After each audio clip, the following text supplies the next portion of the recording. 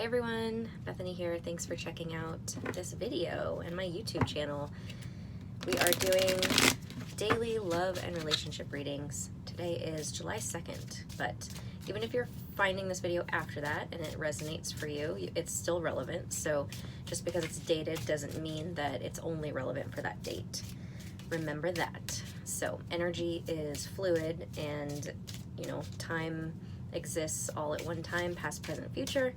And that is what I do. I tap into all of it at the same time in order for you guys to make the best choice possible for you.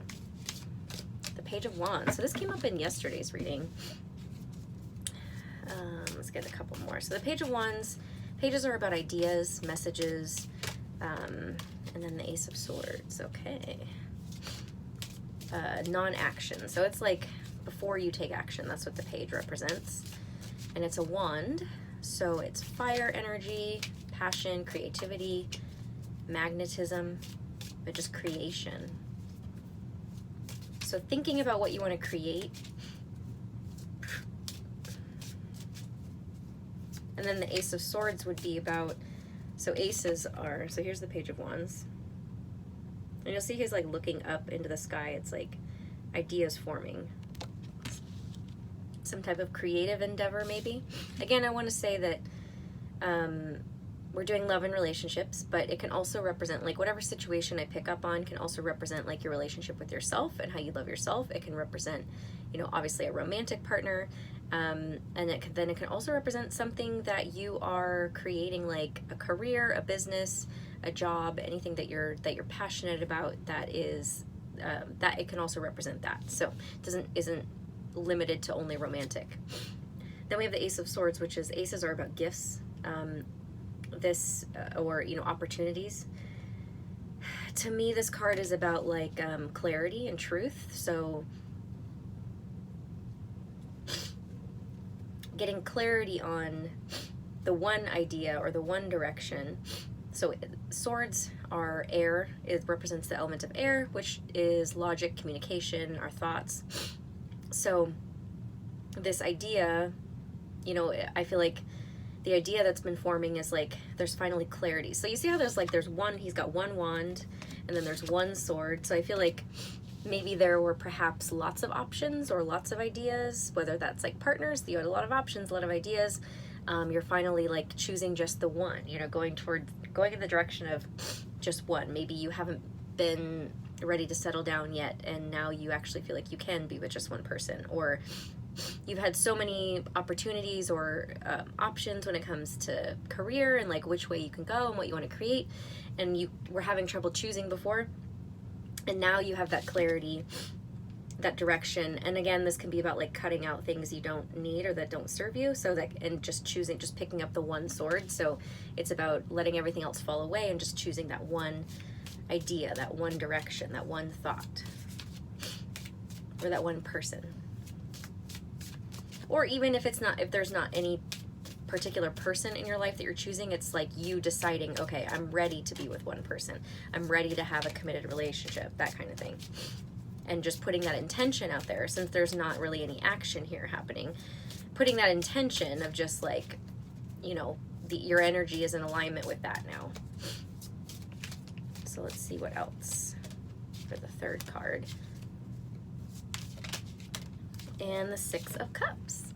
So the Six of Cups can be about past relationships. It could be about childhood, nostalgia. It can be about past life relationships too. Something you're deeply connected to, but it has to do with past. And so it's a cups. So cups are water, which represents our emotions. Sixes are a very balanced, harmonious number.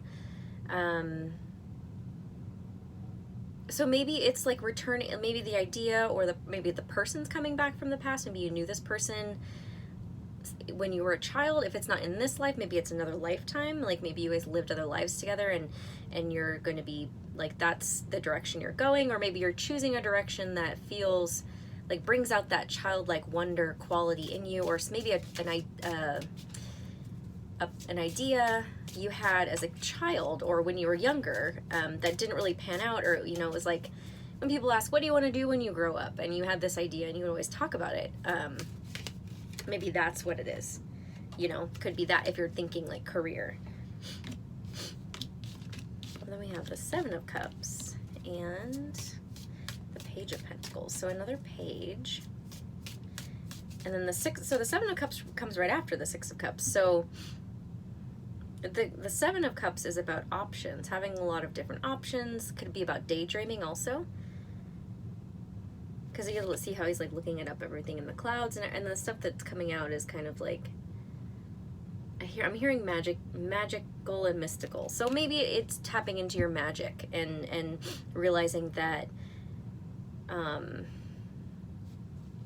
that actually comes from when you were a child. That's what I'm getting actually. So is like you tapping into your childlike wonder, your inner child, your passionate desires that, you know, the state of being basically of when we're children, because there's so much possibility, all of our imagination, and you know, seeing the world through a child's eyes is so much more fun than an adult.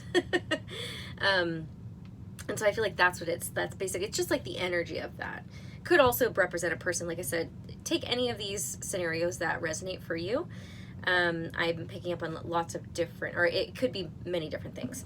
So tapping into that being, that childlike wonder, and you know, that state of being as a child, and then realizing that it allows you to believe in magic and mystery again, magic and, you know, mystic, and then from there, I feel like, so then we have the Page of Pentacles.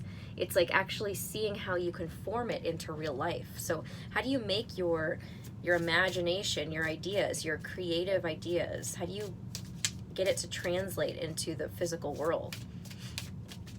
And again, there isn't any action here, but it's more about you're in like planning stages or developing stages, creative thinking, just talking about things, bouncing ideas off people, you know. And so like if this is talking about love and relationships, it's talking to that person about all the like getting to know that person basically, you know. And how would a relationship with this person fit into my life? You know, say it's a person who has all the qualities, all the things that you have dreamt of having in a partner, and they, you know, so now you're thinking, okay, well, how does this fit into my life now? Like, how can I actually, you know, get it to be a stable, reliable, actual thing to work? And then we have the Nine of Wands. So the Nine of Wands is about, well, it's the Wounded Warrior card, so it's about feeling kind of beat down, you've been through a lot, a feeling of exhaustion. You'll see how he's just kind of like, he kind of lined all those up behind him, and he's kind of just standing there exhausted. He's got the thing on his head like he had been injured. It's feeling like we got wounded, basically. I feel like there's an element of like, as the planning stages is happening, or maybe you're stuck in the planning stages and you're having trouble getting into like taking action because of this Wounded Warrior energy of like, oh, things didn't work out before when I did this came before and it didn't, you know, all of that, looking at the past and that kind of thing. Yeah, like it's right underneath the Six of Cups, which is looking at the past, right? So it's like looking at how past shit didn't work out, and you're kind of just like, do I want to do this again? But the thing about this card though, is like you eventually pick up that wand, and the last one, which is the Ten of Wands, and you go through the transformation, like the Death card right here. You decide to transform into, not give in to this, the Devil energy, which is vices, addictions, which can be, you know, just negative, toxic patterns in our life that we would give into that don't serve us, self-sabotage. Then under that we have the Knight of Pentacles, which is an action card, so moving forward with something in the physical world because it's pentacles, but this is the slowest moving action, or the slowest moving knight in the deck. So you see how it's like his horse isn't even moving, but it's about action. Like knights are charging forward, making movements, but it's going to be slow. And I think maybe that's what this Wounded Warrior energy is like feeling, is like, don't rush it, because maybe that's what happened in the past, is like you rushed things because of that, like what am I, instant gratification. Like, that's what addiction is. It's just like, I want that instant gratification type thing. You rushed things in the past, therefore that's why it didn't work out. So now it's kind of like, if you want it to pan out, you have to, like, slow and steady wins the race. Be practical, be grounded. You have to make sure you have a plan. Yeah, so yeah. Then we have the Two of Pentacles. I don't know what I was gonna say.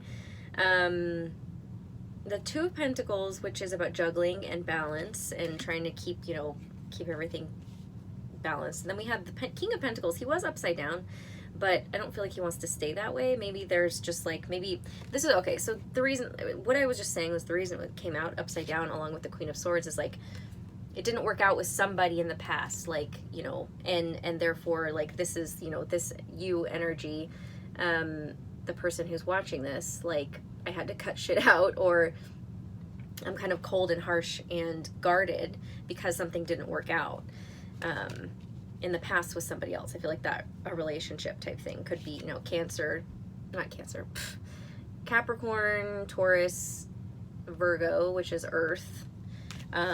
This could be Aquarius, Gemini, Libra, because it's air. So take that as it resonates. The Devil is also Capricorn. So I feel like maybe Capricorn energy, and then Death. What is Death? Death is Scorpio. So Scorpio energy, if any of that resonates for you, take it as it may. But yeah, so I think there's, and it could, like I said, it could be relationship. I definitely, like, this is love and relationships. Yes, it could be a job that didn't pan out, especially since it's a Pentacles, energy here where it was upside down. And I feel like there's just a resistance to the past repeating itself, which is why that wounded warrior energy is there, even though, like, you're going to move forward and, like, do, like, you're gonna create things and have a new relationship and create that career and whatnot, but there may be some hesitation. You may have to move a little bit slower just because you may have been traumatized in the past from some hurt or the way maybe you got treated, just the pain of whatever you had to let go of in the past, whatever didn't work out, is kind of, it's a saying to you, like, this is still going to be there, so you're going to need to move some more slowly. So maybe that's what this Knight of Pentacles energy is all about, is just allow yourself to move slowly. Don't be too hasty. I kind of want this one to be a short one, so I'm going to stop it right there. I've been really enjoying, well, let's look at my Power of Surrender deck, actually. Okay, so what can we surrender to when it comes to this energy that we're feeling about planning, or, maybe something's coming in, it's coming in, or it already has. What can you surrender to? Surrender stubbornness. If you're tensing up or taking a rigid stance about something, gently observe yourself and become more yielding. This will help you communicate more lovingly with others and yourself. So maybe you're being guarded and stubborn when it comes to people, opportunities coming to you. Maybe one person in particular, one situation in particular, because I feel like we did see that there's one option now. It's asking you to surrender to being stubborn, and notice if you are just being stubborn, because, like, I'm getting, so this, I feel like it could be Taurus energy, because there's, like, the bull, but Taurus is an earth sign, and there's a lot of earth here, but in the stubbornness, that's why I was thinking of Taurus and the bull, because Taurus can be very stubborn. I have a Taurus rising, so I totally get that. Sometimes when we don't want to be hurt again and we're protecting ourselves, that's what we're doing. We protect ourselves in many different ways, which could be turning down opportunities, making something wrong in our head, because it's just safer. It feels better. Like, why would we, it's easier to make somebody else wrong and something wrong outside of you than to open yourself up and risk experiencing the same thing you went through again. But remember that you're not the same person. If you've learned your lesson and you did your work and your healing, and you dove into your shadow and you see all of this, like, there's a good chance it's just your fear showing up, to try to protect you, and that's all it's doing. And you can acknowledge it and just say, you know, like, it's okay. Like, feel into it. Feel into the person. Feel into the situation. Feel into the opportunity that's being presented. Feel into which direction you want to take things, you know? So, like, maybe there isn't an actual person or situation or opportunity, but you're feeling which direction you want to go because you're, like, in planning stages of things. Feel into which one feels best for you. And don't be stubborn, like, about... I think it's more about, like... believe that that what you actually want, what actually makes you feel good, can happen. That's more what I think where the stubbornness is coming from.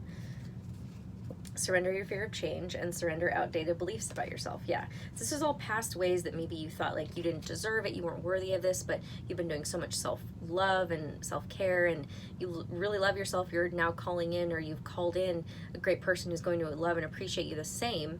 And but are you being stubborn about it? Are you recognizing it? Are you, pushing it away because it's just an outdated belief you have about yourself, like, I don't deserve this? It says, let go of limiting ideas about yourself that originate from the past. Then you can own your power and soar in your life. So this also goes back to, like, whatever you're creating when it comes to career. Are you believing in yourself? Are you believing it could happen? And maybe in the past, like, you used to, oh, I'm a procrastinator. Oh, I'm not a business-minded person. You know, all these stories we tell ourselves, like, those are all just stories. Like, do you want to be a business-minded person? Do you want to take action, be motivated? Then, like, what do you need to do to be that person? That's basically what it's doing. It's like we're calling each other out right now. And then surrender your fear of change. The universe is reminding you that you are cared for always. Whether you're afraid of a change in your job, your health, or a relationship, or if you fear aging or death, repeat the affirmation, I have faith that all is well. Sometimes, yeah, our biggest fear is just death. Like, the death card did come out. Like, death in terms of if something were to change, for some reason we automatically go to, like, we're going to die in some way. But it's true, I guess, because parts of us are dying and dying off, you know. It's not maybe a physical death, but it's an internal, emotional death and evolution. You know, it's a rebirth. So yeah, there are some things, maybe some shadows you're not seeing that you can surrender. Hilarion, divine healing. Honor your sensitivity, retreat to recharge and heal. Your light can support others. This came out yesterday when I pulled it for somebody. Actually, okay. Let's see what he wants to say.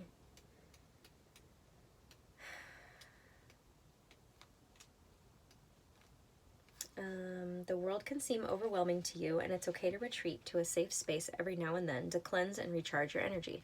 You may feel called to serve others or share your healing with them, but please ensure you are filled up with light, love, and energy first, so that you are not sacrificing your own development for others. You are surrounded by the healing light of Hilarion and the healing angels at this time, so that you can recharge and feel whole. Yeah, so as you're going through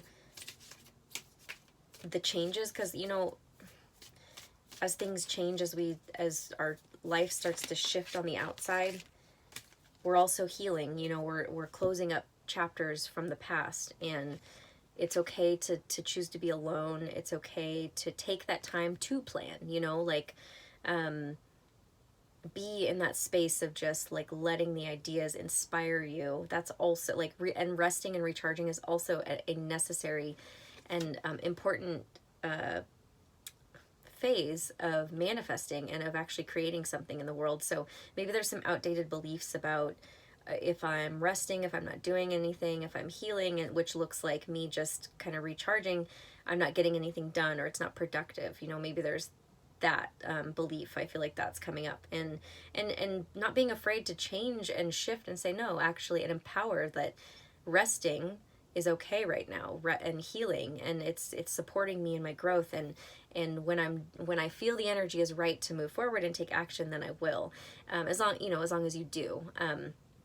It's just you're not getting stuck in one or the other. It's allowing yourself to ebb and flow back and forth into all of these phases and cycles that we experience. Then we have Sanat Kumara. light activation. Shine your light. Your internal guidance is coming through loud and clear. Yeah, see, so it's you just learning how to listen to your internal guidance is what's happening. You are here to light up the world. You may feel that you are being pushed or that there is a lot going on at once, and this is because your energy is magnetic. What did I just say about magnetism in the beginning?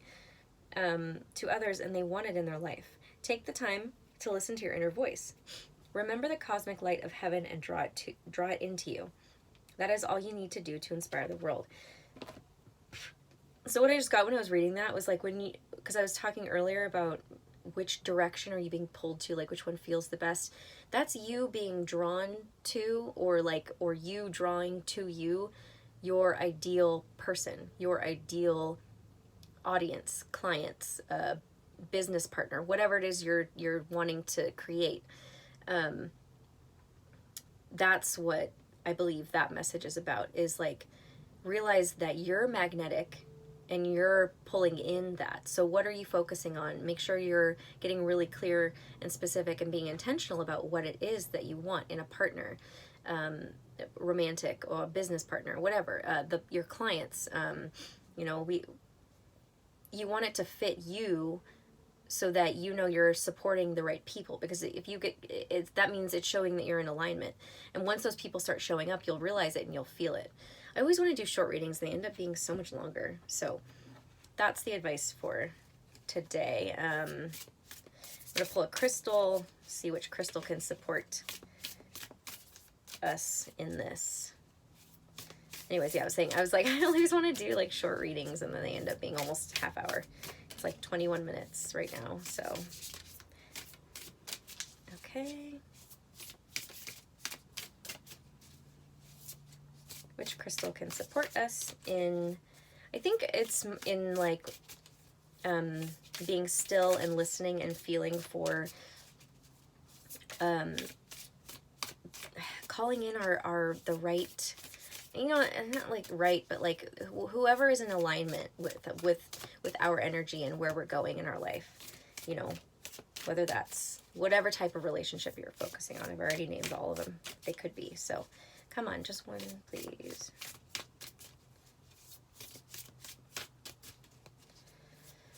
Come on. Okay, I'm going to do this one because it poked out at me earlier. Shiva Lingam. So what is it, or what it is? Shiva Lingams, also known as Banalingas, are phallus-shaped stones found in the bed of the Narmada River in India. In Hinduism, they can represent an embodiment of the god Shiva, destroyer of illusion and transformer. Yeah, so I feel like use this to help you move through whatever outdated beliefs you're trying to like break through. Who needs it? Yoga people who hate yoga. Where to put it? Wherever you seek enlightenment. So on the meditation cushion, concentrating on your breath, possibly chanting. When to use it? When your ego has you feeling too small or totally supersized. When it seems like you're sucking life force through a swizzle stick instead of a boba straw. When you've got baby making on your mind. So this is to use when you want to go all in on your essence. So yeah, it represents that, because it's like what I understand of it also is that because it talks about baby making, is that it represents the merging of masculine and feminine and the polarities. So which is why like it's like also multicolored. I have one in the other room. So yeah, use the Shiva Lingam to go all in on your essence and choose you, and choose to believe in you and who you are, and what your soul and your higher self believes that you are.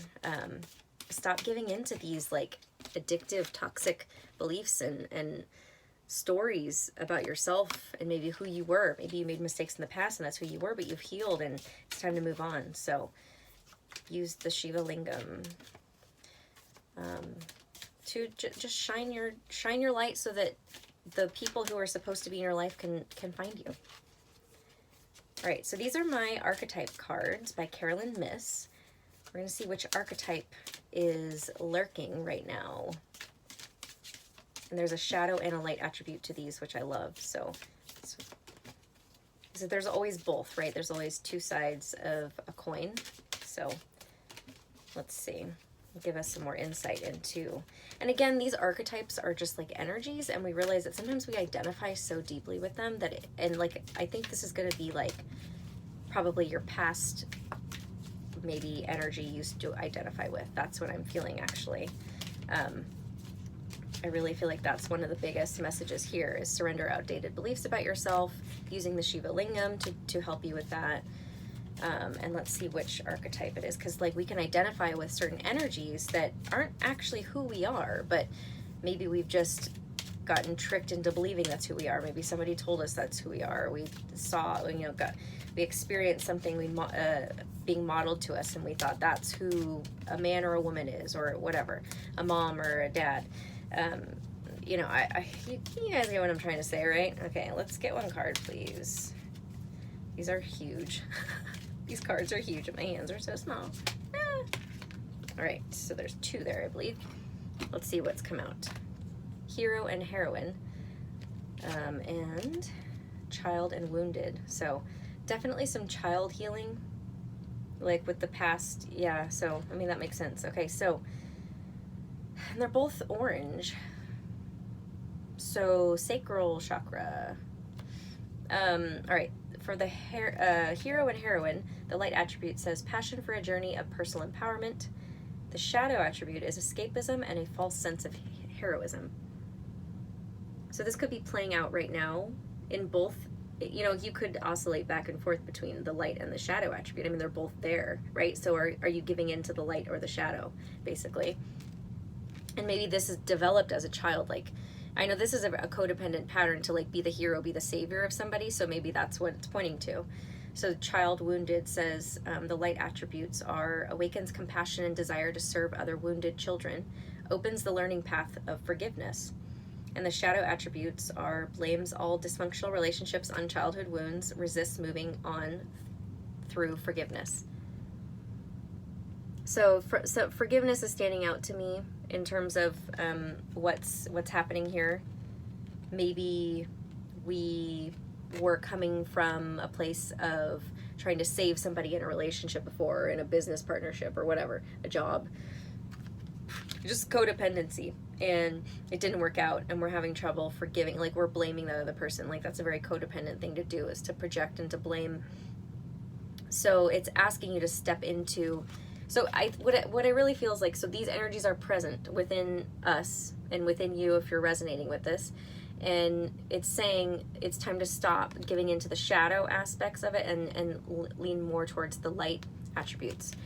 And use those for positive, which is passion for a journey of personal empowerment. So you're empowering yourself to move past, whatever you've experienced, the trauma, the pain, and then, awakening compassion and desire to serve other wounded children. So whether that's like actually working with children, or maybe it's healing your inner child and then assisting other people, like in understanding their inner child and healing theirs, opens the learning path of forgiveness. So I'm going to leave it at that. If you guys have any questions, please comment below or email me at empoweringyourouthenticity@gmail.com. If you'd like your own personal reading, you can book on my website, which is below, and which is just www.empoweringauthenticity.com. Also follow me on Instagram. I do posts there weekly at Empowering Authenticity. So I will see you guys tomorrow. Bye.